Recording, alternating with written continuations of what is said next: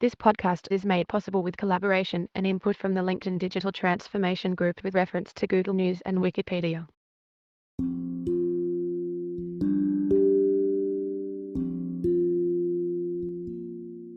Strategy as a way of life. Businesses must root strategy in moral purpose to thrive in a complex, rapidly changing world. We live in a world of discontinuity and uncertainty, where norms are rapidly disintegrating and businesses are losing their footing. We live in a time of flux and fluidity when mandates for growth are driving high-velocity, unrelenting change. We live in a messy world where boundaries are becoming more porous, and unprecedented complexity adds ambiguity and reduces predictability. Our traditional approach to strategy, based on data and analysis, is at a crossroads in this era of unknown unknowns. The most well-trained AI, built on vast stores of data, information, and knowledge, could not have predicted how the COVID-19 pandemic would affect a world made more open and connected by digital technologies. Can the strategy be reframed so that companies can thrive in the face of our current and future challenges? We believe not only that strategy can be reconceived, but that it must be. In our 50 years of researching companies both in the US and in Japan, our view of the organization has evolved from an information processing machine, as influenced by Herbert Simon, to a living organism continually creating new knowledge. We argue that to survive in today's world, this living organism must be grounded in moral purpose and guided by the goals of offering value to customers, contributing to society, living in harmony with nature, and creating a better future. The soul of an organization. Advances in neuroscience research in recent years have shed light on the biological factors driving humans' sense of purpose. We now know that the most basic need we are compelled to meet is social connection. It has a stronger motivational pull than even food, water, and shelter. Neuroscientists have also found that the human brain exhibits a predisposition to seek the common good via egalitarian and altruistic behavior.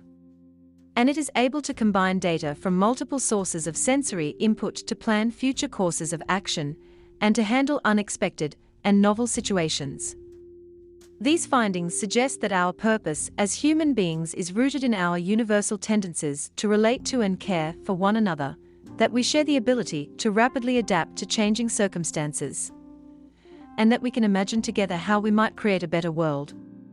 The same sense of purpose and set of capabilities exist in the living being that is the company. Kazuo Inamori, who founded Kyocera in 1959, believed that a company, as a collection of human beings, should strive to operate in a way that is good and right, just as individuals strive to work hard, think good thoughts, do the right thing, practice self-reflection and self-discipline, refine their minds, and elevate their character in everyday life. Inamori's 2004 book, Ikikata, which translates to How to Live, describes such conduct as living with the purpose of elevating our souls so that each day they are a little more beautiful, developed, and noble. These principles have guided Inamori, who is also a lay Buddhist monk, as a human being, as a CEO, and as a chairman, when he resurrected Japan Airlines from bankruptcy. Similarly, Tadashi Yanai, CEO of Fast Retailing, which operates the Uniqlo stores, is guided by 23 management principles that he calls the soul of his company, and he believes that a soul is the most important thing we have in life. Influenced by running a single shop in the 1980s, Yanai's first principle is meet customer needs and create new customers. This is done a little at a time, he explains, by devoting your life to meeting customer needs a little better every day. Yanai's second principle, put good ideas into practice, move the world, and change and contribute to society, reflects his conviction that a company exists to serve society. These principles are integral to his leadership. At a 2010 meeting of his global management team, Yanai spent a day and a half going over the 23 principles so that executives could internalize them and put them into practice globally. The underlying concept, the soul of an organization, has also shaped the vision of US business leaders such as Microsoft chairman and CEO Satya Nadella and Salesforce co-founder Mark Benioff. Nadella explored the idea in his 2017 book, Hit Refresh, the quest to rediscover Microsoft's soul and imagine a better future for everyone. He identified his company's higher purpose as helping every person and every organization on the planet achieve more. And he connected soul and strategy. Rediscovering the soul of Microsoft, he argued, will lead to getting its strategy right, which in turn will improve life for all customers, employees, partners, and members of society. Benioff tied purpose even more explicitly to the organization's role in society, writing in his 2019 book Trailblazer, "Today's world is so rife with challenging economic, social, and political issues that it's no longer feasible for a company to turn away and conduct business as usual. Over time, your employees and customers, not to mention investors, partners, host communities, and other stakeholders, will want to know your philosophy for doing business. They want to know if you have a soul." Strategy at the crossroads. As the CEOs of two leading American companies talk openly and passionately about the idea that organizations are living beings with souls, invested in improving everyone's prospects, not just their own, we expect that other business leaders will embrace that message. We believe more and more of them recognize that CEOs must start formulating a strategy with their souls and then execute it with their brains. What do we mean by that? Let's examine our terms a little more closely. We use soul to describe the simple truths and principles that guide us to do what is right as human beings, representing a living philosophy born from experience and practice. Soul helps us find our way every day through uncertainty and hardship. It is a way of life. We use brain to refer to the analysis that will help companies operate in a messy world and wend their way through its complexities and ambiguities. Today we have vast amounts of data available, and advanced technologies such as internet-connected sensors and AI allow us to gather, process, and interpret that data in ever more sophisticated ways. This means organizations can develop more complex scenarios and simulations, conduct more experiments, and overall respond much more adaptively to unforeseen events than they used to. By starting with the soul, companies can crystallize how they are going to achieve their purpose of making a better future for everyone. Drawing on deeply held values, companies can imagine what kind of future they wish to create and then use their brains to make it happen. They have all the analytical tools they need to achieve their goal of generating superior returns. The key question then becomes, how should companies use both souls and brains so that strategy becomes relevant to the world we live in? 6 practices that infuse strategy with soul. Doing the ordinary things in life a little bit better every day elevates individuals. During the COVID-19 pandemic, for instance, small things such as wearing masks, washing hands, and keeping social distance have all helped prevent the spread of the disease. Each small practice that makes our bodies a little healthier, our minds a little more peaceful, the air we breathe a little cleaner, and the places in which we stay a little more beautiful helps us connect to the goal of improving ourselves and our world. Likewise, doing the ordinary things a little bit better every day in our jobs, such as working hard, making ethical choices, being kind, practicing self-reflection and self-discipline, being humble, and being thankful, elevates our work lives. This builds culture at the organizational level and character at the personal level. These behaviors have to be practiced every day so that they become a way of life, just like Toyota has built daily routines, or Carter, into its famous Toyota Production System, TPS. Carter is defined as a means for keeping your thoughts and actions in sync with dynamic, unpredictable conditions. For it includes process-related practices such as Ask Why 5 times, the Kanban card that accompanies components sent along the production line, Yoko 10, best practice sharing, Jidoka automation, Maruka visualization, and the A3 reporting process, named after the paper size. It also includes conduct-related practices like OASIS, an acronym for saying Ohio, good morning, arigato, thank you, shitsurei shimashita, pardon me, and sumimasen, excuse me, I'm sorry, on the shop floor. These practices ensure that things get done the right way in any company that follows the TPS. Similarly, as we have learned over decades of studying organizations, companies can adopt 6 daily practices to elevate strategy to a way of life. 1. Cope with complexity. 2. Adapt to change. 3. Embrace dynamic duality. 4. Empathize with everyone. 5. Tell stories. 6. Live with nature. This set of practices helps organizations connect to the goal of building better lives and futures for company stakeholders and other members of society. You may be familiar with each one, but the key lies in doing all of these things habitually, a little better every day. That's how their impact will become greater than the sum of their parts. We will discuss one at a time, describing how each practice infuses strategy with soul and thus helps companies define and pursue business goals that support the common good. Cope with complexity. The growing complexity of our world and its many interrelated systems is widely acknowledged. To solve our most pressing problems, we must tap diverse perspectives and sources of expertise across multiple domains. No single approach or field of study will provide the answers. Likewise, we must bring all of our own diverse capabilities to bear, the ability to sit with a complex problem and tap both analytical and intuitive thinking to address it is increasingly crucial to organizations. An aircraft represents the epitome of complexity at the product level. Take the Honda jet plane, which consists of some 200,000 parts. It took more than 9 years and 200 million pages of documentation for North Carolina-based Honda Aircraft to receive U.S. Federal Aviation Administration certification for this plane. Yet the breakthrough innovation that launched the company's success was a simple idea that came to aircraft designer Mikimasa Fujino one night in 1997, as he lay in the dark. Why not put the engine on the wing? He jumped out of bed, turned on the lights, and roughly sketched out his idea on the back of a calendar page, because he had no other paper close at hand. When he showed his sketch to his development team members the next morning, everyone laughed at him. These aviation experts knew that mounting the engines on top of the wings was taboo. It would kill the aircraft's aerodynamics.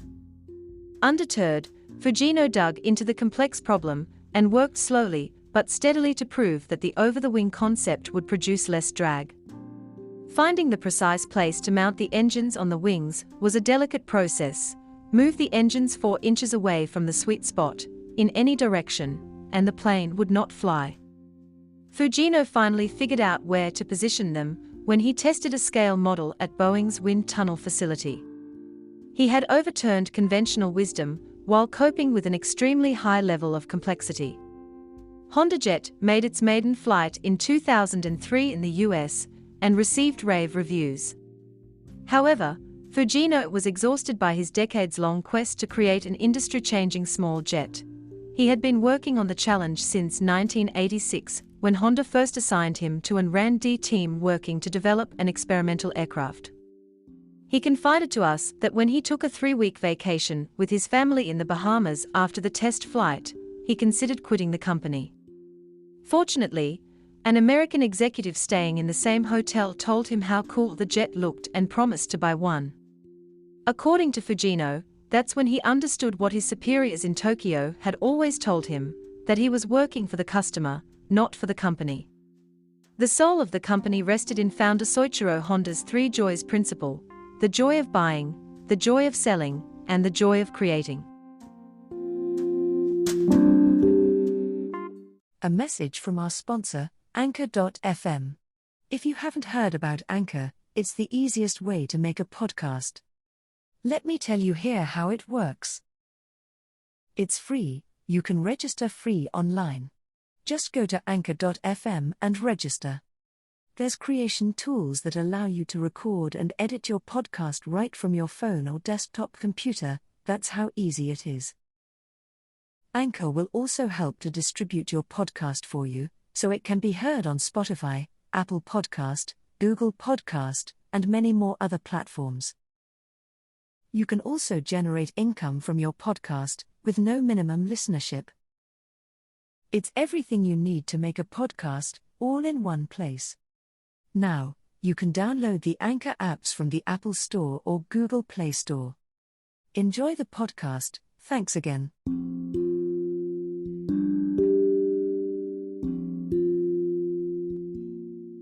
The ability to cope with complexity allowed Fujino to successfully persevere and introduce a transformative innovation. But to keep moving forward long-term, he had to be guided by the organization's soul. By recalling the three joys and the idea of making things better for the customer, Fujino also recalled his essential purpose.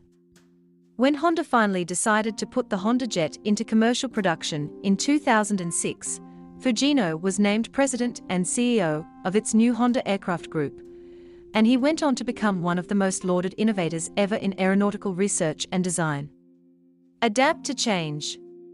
The rapid rate of change that characterizes the modern world, driven largely by accelerated technological progress, demands that leaders and organizations anticipate and adapt to new circumstances at a pace unprecedented in human history. Microsoft's renaissance under Nadella shows how a leader who begins by establishing a deeper purpose for the organization and is guided by that purpose rather than a strategy of, for example, market dominance, can more clearly see emerging trends and cultural changes and successfully adapt to them. For example, Nadella understood that the technology world was shifting to ecosystems of partners linked with open systems, and the proprietary approach that Microsoft had long favored would no longer confer an advantage. He also understood that the company had to move beyond a strategy rooted in trying to preserve the past, that is, Microsoft's dominance of the PC market via the Windows operating system. He recognized that the most important emerging areas in tech were cloud and AI, so he made major investments in both that have kept the company at the forefront in these areas. Being adaptive involves being humble, and Nadella's leadership has been characterized by humility rarely displayed by his predecessors. He has been quoted as saying, "From ancient Greece to modern Silicon Valley, the only thing that gets in the way of continued success and relevance and impact is hubris." His example shows that grounding strategy in soul is linked to the ideal of servant leadership, where the focus is on the greater good rather than oneself. Under his guidance, Microsoft has achieved great success while also shedding its reputation as a bully that used questionable tactics to dominate. Internally, he has been credited with overhauling outdated management structures and creating a more collaborative culture, where previously the culture had been shaped by performance management practices that fueled competition among employees and undermined cooperation. And he created internal hackathons that helped break down entrenched silos across the business and got more people working together. Purpose Soul has been at the core of Nadella's ability to lead the organization through change. In an email to employees when he took the helm, he wrote, "This starts with clarity of purpose and sense of mission that will lead us to imagine the impossible and deliver it. We need to prioritize innovation that is centered on our core value of empowering users and organizations to do more.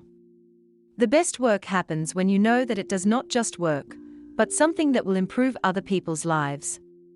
This is the opportunity that drives each of us at this company. Embrace dynamic duality."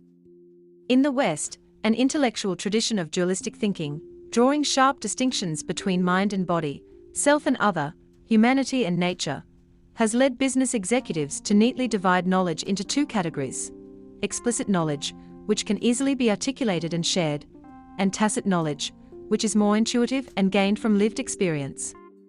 They often value the former more highly than the latter. In contrast, the intellectual tradition in Japan has stressed the oneness of body and mind, of self and other, of humanity and nature. This tradition has led Japanese executives to view explicit and tacit knowledge as mutually complementary, with the emphasis placed more on the latter. Tacit and explicit knowledge form a dynamic duality interacting with, and interchanging into, each other to create something new through life experiences. After a 6-year study of Toyota, we concluded that the company actively embraces and cultivates contradiction, opposites, and paradoxes, making dynamic duality an integral part of its culture. In 2008, 3 of us from Hitotsubashi University in Tokyo wrote a book that focused on how Toyota reinforces the culture of dynamic duality, making it a way of life. 8 We identified 6 traits. Toyota moves slowly, a little at a time, but takes big leaps once in a while. It is frugal on a daily basis, but splurges on key events. It is efficient on day-to-day operations, but redundant in its use of employees' time. It grows surely and steadily yet is constantly paranoid. It is hierarchical, but gives employees the freedom to push back. It simplifies internal messaging, but builds a complex analog web of human relationships to share knowledge throughout the organization. The current CEO, Akio Toyoda, sees himself at the center of this analog web, calling himself an Oyaji, old man, of a small to medium-sized enterprise, SME. In a 2016 interview, he said about himself, "An Oyaji in a SME sees straight into employees' faces, feels their body temperatures, and comes close to empathize with them. I don't want to say that I cannot do these things, because I run a big company." That is a duality he embodies. As our interaction with Akio Toyoda and the company that bears his name illustrates, Toyota keeps on pursuing dynamic duality, idealism and reality, analog and digital, unpredictability and stability, as a way of life.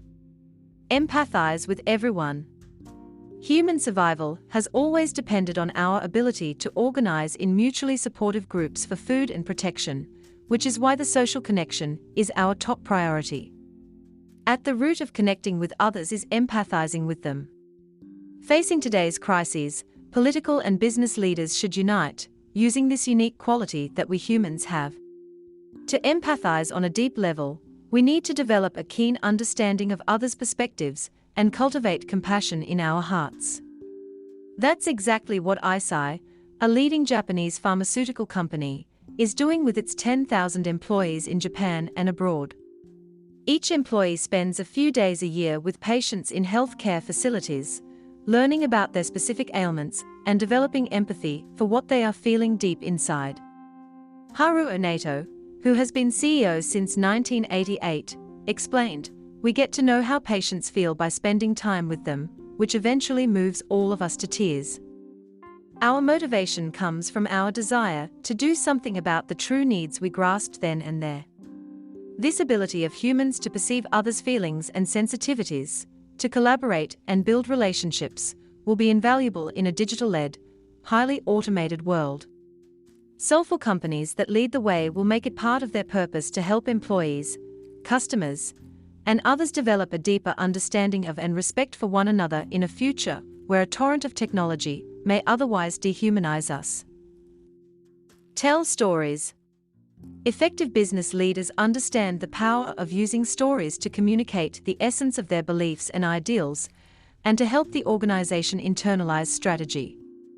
The recently retired chairman and CEO of Fujifilm, Shigetaka Komori, created 2 guiding narratives about the company. Point 11 First, to help people envision a different future for the company at a time when the market was transitioning from photographic film to digital technology. Komori chose to reinterpret a famous quote from German philosopher Georg Wilhelm Friedrich Hegel. "The owl of Minerva spreads its wings only with the falling of the dusk" became, "The owl of Minerva spreads its wings at the beginning of a new age." The original quote depicted knowledge, symbolized by the owl, as hindsight, arriving only when the day is done. In the reinterpretation, we see how knowledge can bring us into the future. Komori's strategic narrative identified Fujifilm with the owl of Minerva taking off at the beginning of the new age of digitalization. Second, Komori used stories to encourage all of his employees to use their whole body intelligence, not only their 5 senses, but also the intuition that springs from lived bodily experience.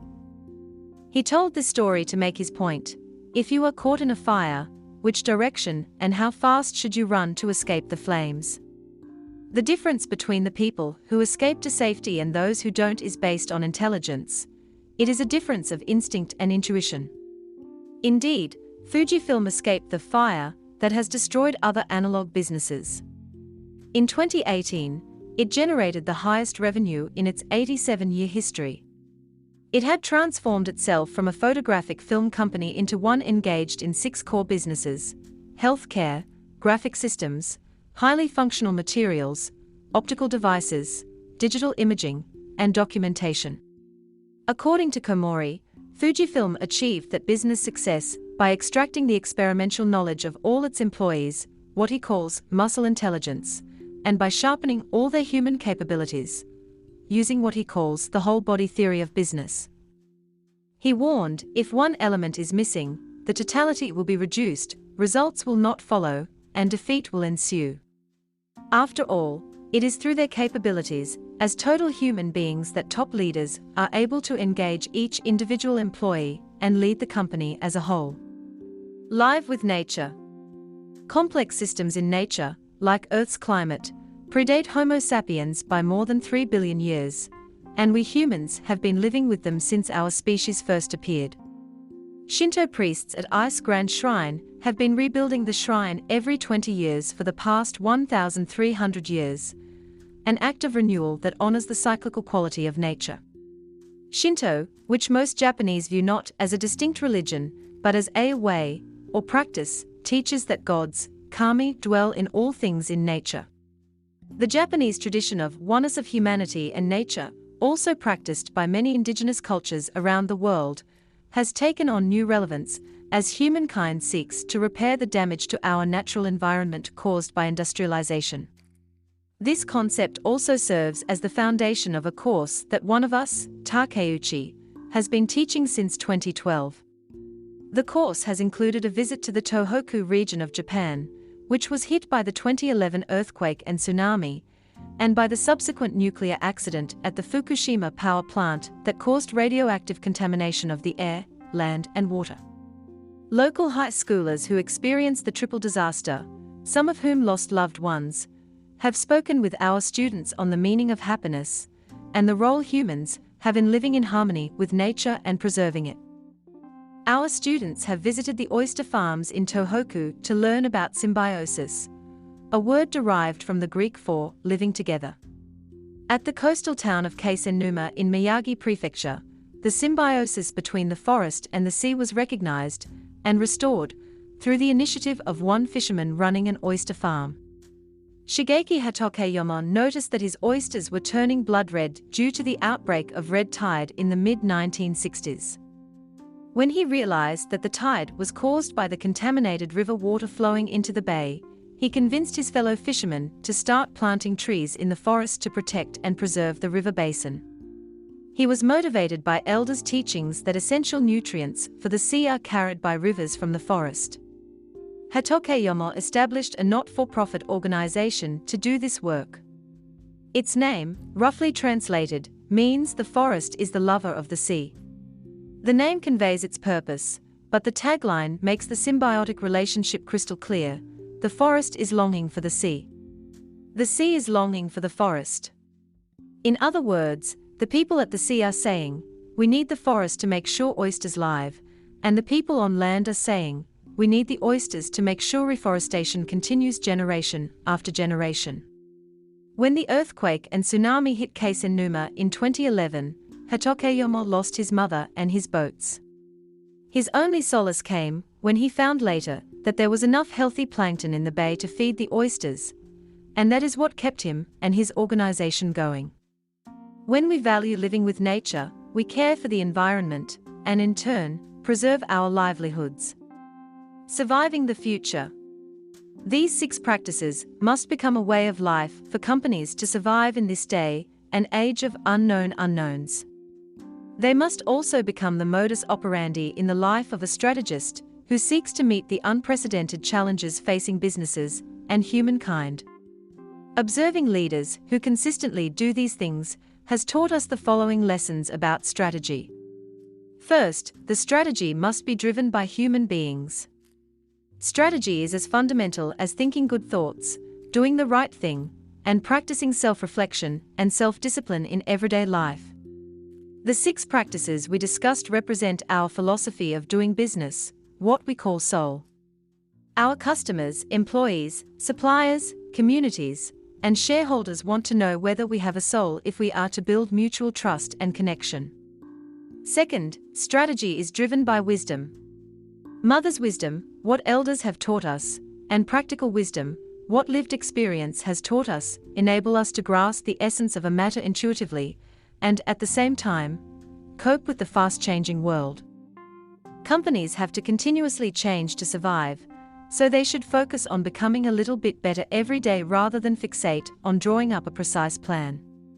Practical wisdom enables managers to make judgment calls on how to act at certain times, under specific conditions, and to undertake the best action at each juncture. Third, strategy is about future making. The future is hazy and unpredictable, which is why leaders need to tell stories about where they are headed. It allows others in the organization to follow. Narratives illustrate a set of beliefs about what the company stands for and what kind of legacy it wants to leave behind for future generations. These stories bind the organization together and help strategy become a way of life for all employees. Last but not least, strategy is about making choices. It is about choosing the future we want to make, and that future must extend beyond the narrow interests of the company. Only then will companies start thinking of themselves as social entities that have been charged with a purpose to create lasting benefits for society and to improve the human condition. No company will survive long-term if it does not start with a moral purpose and end up offering value to customers, contributing to society, living in harmony with nature, and creating a better future, every day, as a way of life.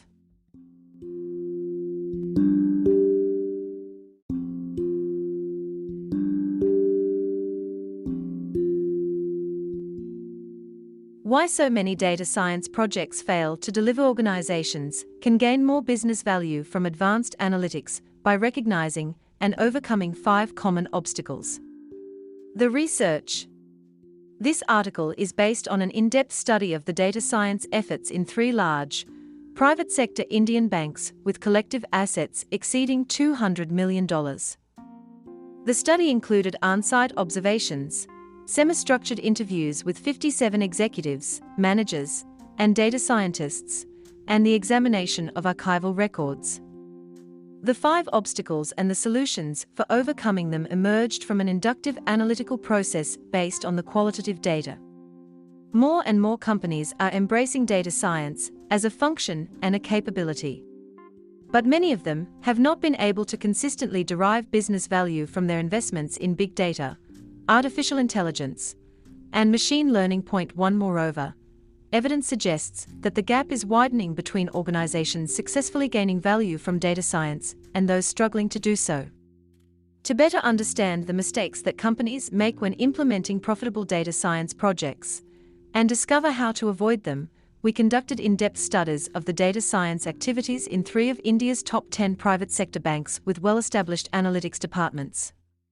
We identified 5 common mistakes, as exemplified by the following cases we encountered, and below we suggest corresponding solutions to address them. Mistake 1. The hammer in search of a nail. Hiren, a recently hired data scientist in one of the banks we studied, is the kind of analytics wizard that organizations covet. Point 3. He is especially taken with the k-nearest neighbors algorithm, which is useful for identifying and classifying clusters of data. I have applied k-nearest neighbors to several simulated data sets during my studies, he told us, and I can't wait to apply it to the real data soon. Hiren did exactly that a few months later, when he used the k-nearest neighbors algorithm to identify especially profitable industry segments within the bank's portfolio of business checking accounts. His recommendation to the business checking accounts team: target 2 of the portfolio's 33 industry segments. This conclusion underwhelmed the business team members. They already knew about these segments and were able to ascertain segment profitability with simple back-of-the-envelope calculations. Using the k-nearest neighbors algorithm for this task was like using a guided missile when a pellet gun would have sufficed. In this case and some others we examined in all 3 banks, the failure to achieve business value resulted from an infatuation with data science solutions. This failure can play out in several ways. In Hiren's case, the problem did not require such an elaborate solution. In other situations, we saw the successful use of a data science solution in one arena become the justification for its use in another arena, in which it wasn't as appropriate or effective. In short, this mistake does not arise from the technical execution of the analytical technique, it arises from its misapplication. After Hiren developed a deeper understanding of the business, he returned to the team with a new recommendation. Again, he proposed using the K-nearest neighbors algorithm, but this time at the customer level instead of the industry level. This proved to be a much better fit, and it resulted in new insights that allowed the team to target as yet untapped customer segments. The same algorithm in a more appropriate context offered a much greater potential for realizing business value. It's not exactly rocket science to observe that analytical solutions are likely to work best when they are developed and applied in a way that is sensitive to the business context. But we found that data science does seem like rocket science to many managers. Dazzled by the high-tech aura of analytics, they can lose sight of context. This was more likely, we discovered, when managers saw a solution work well elsewhere, or when the solution was accompanied by an intriguing label, such as AI or machine learning. Data scientists, who were typically focused on the analytical methods, often could not or, at any rate, did not provide a more holistic perspective. To combat this problem, senior managers at the banks in our study often turned to train. At one bank, data science recruits were required to take product training courses taught by domain experts alongside product relationship manager trainees. This bank also offered data science training tailored for business managers at all levels and taught by the head of the data science unit. The curriculum included basic analytics concepts, with an emphasis on questions to ask about specific solution techniques, and whether techniques should or should not be used. In general, the training interventions designed to address this problem aim to facilitate the cross-fertilization of knowledge among data scientists, business managers, and domain experts, and help them develop a better understanding of one another's jobs. In related fieldwork, we have also seen process-based fixes for avoiding the mistake of jumping too quickly to a favored solution. One large US-based aerospace company uses an approach it calls the 7 ways, which requires that teams identify and compare at least 7 possible solution approaches, and then explicitly justify their final selection. Mistake 2: unrecognized sources of bias. Pranav, a data scientist with expertise in statistical modeling, was developing an algorithm aimed at producing a recommendation for the underwriters responsible for approving secured loans to small and medium-sized enterprises.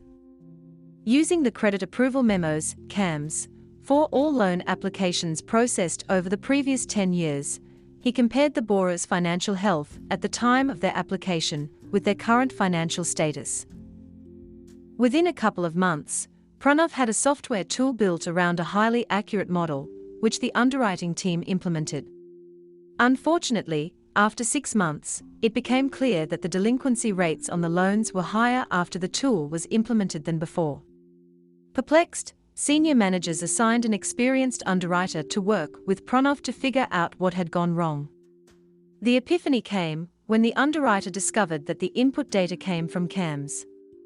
What the underwriter knew, but Pranav hadn't, was that CAMs were prepared only for loans that had already been pre-screened by experienced relationship managers, and were very likely to be approved. Data from loan applications rejected at the pre-screening stage was not used in the development of the model, which produced a huge selection bias. This bias led Pranav to miss the import of a critical decision parameter, bounce checks. Unsurprisingly, there were very few instances of bounce checks among the borrowers whom relationship managers had pre-screened. The technical fix in this case was easy. Pranav added data on loan applications rejected in pre-screening, and the bounce checks parameter became an important element in his model.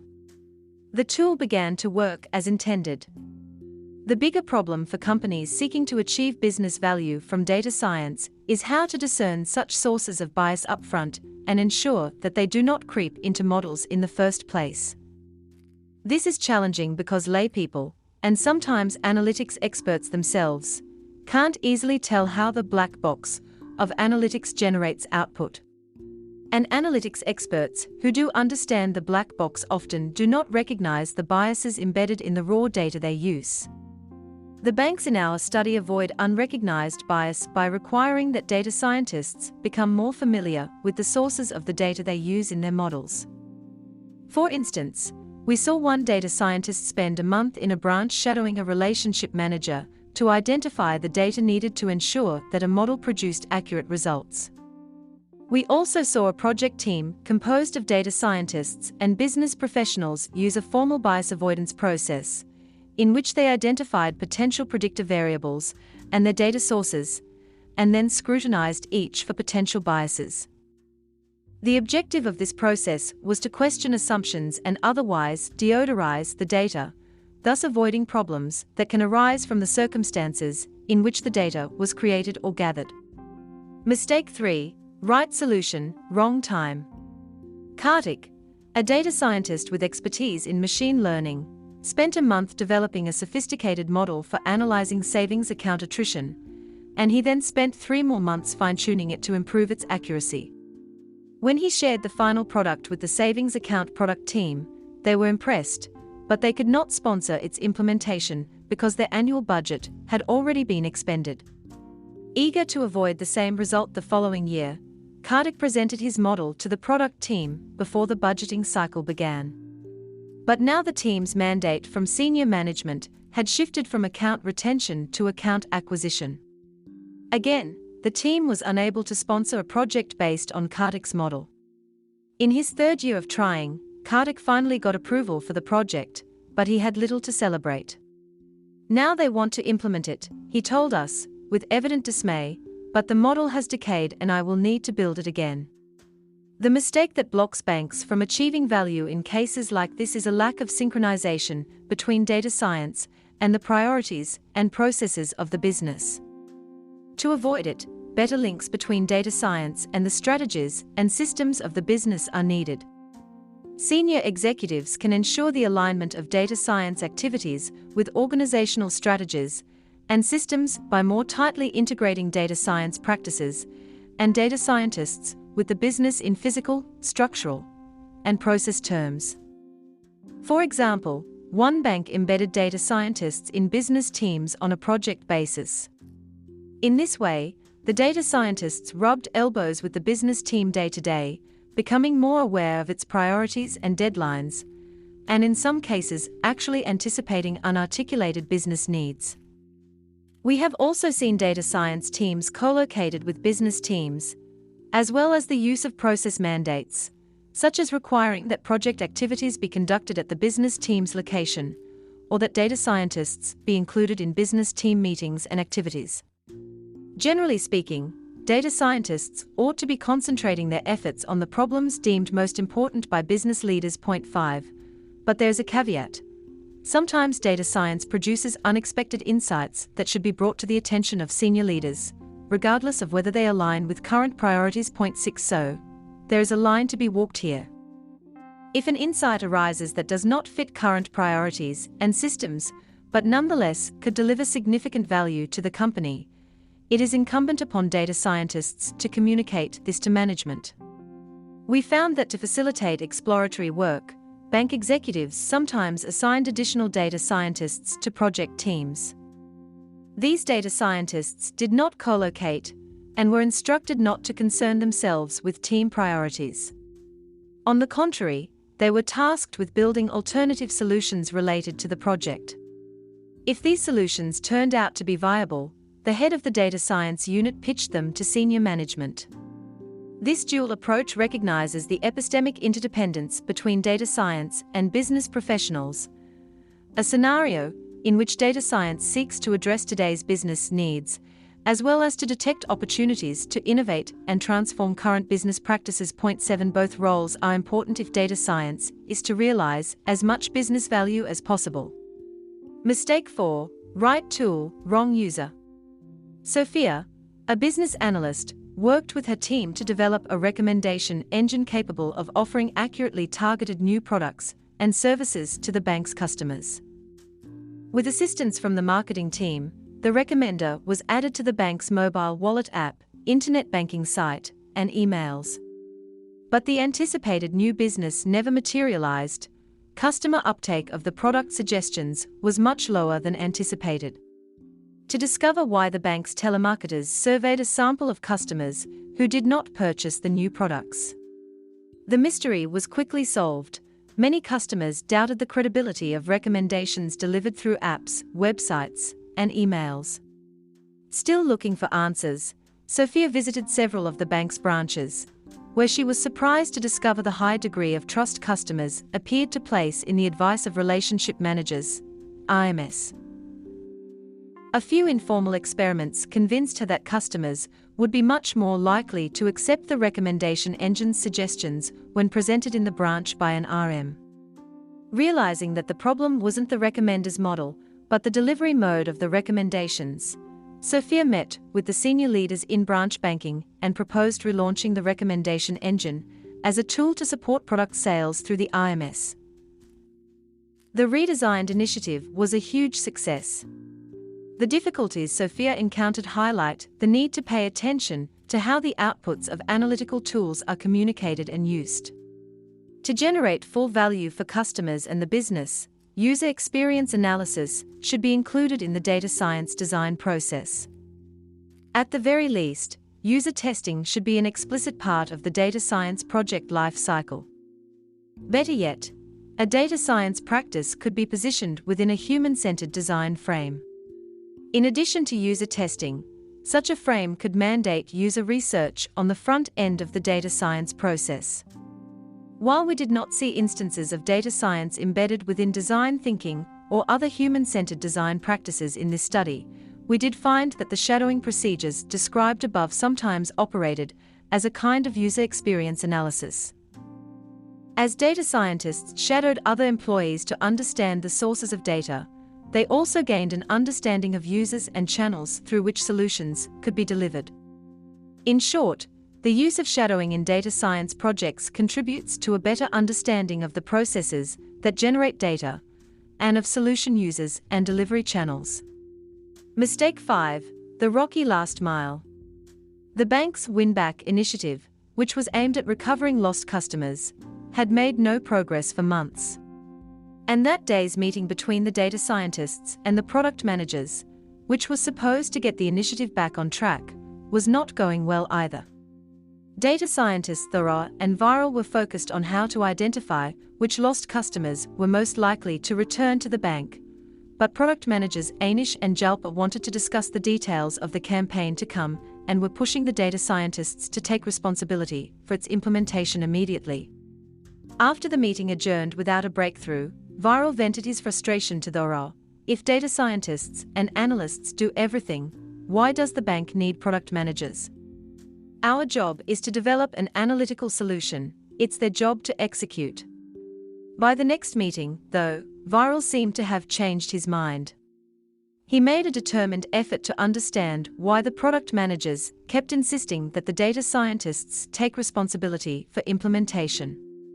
He discovered that on multiple occasions in the past, the Information Systems Department had given the bank's product managers lists of customers to target for win-back that had not resulted in a successful campaign. It turned out that using the lists had been extremely challenging, partly due to an inability to track customer contacts. So the product managers felt that being given another list of target customers was simply setting them up for another failure. With this newfound understanding of the problem from the point of view of the product managers, Viral and Thora added to their project plan the development of a front-end software application for the bank's telemarketers, email management teams, branch banking staff, and assets teams.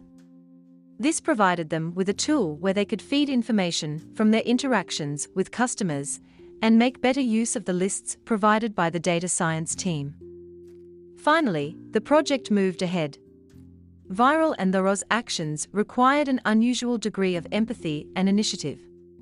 They stepped out of their roles as data scientists and acted more like project leaders. But companies probably should not depend on data scientists in this way, and they may not want to. After all, the technical expertise of data scientists is a scarce and expensive resource. Instead, companies can involve data scientists in the implementation of solutions. One bank in our study achieved this by adding estimates of the business value delivered by data scientists' solutions to their performance evaluations.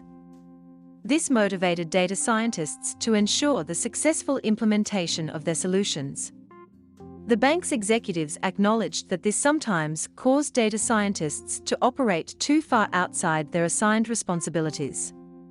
However, they believed that ensuring value delivery justified the diversion of data science resources, and that it could be corrected on a case-by-case basis if the negative impact on the core responsibilities of data scientists became excessive.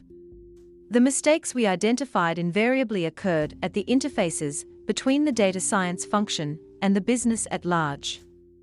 This suggests that leaders should be adopting and promoting a broader conception of the role of data science within their companies, one that includes a higher degree of coordination between data scientists and employees responsible for problem diagnostics, process administration, and solution implementation. This tighter linkage can be achieved through a variety of means, including training, shadowing, co-locating, and offering formal incentives.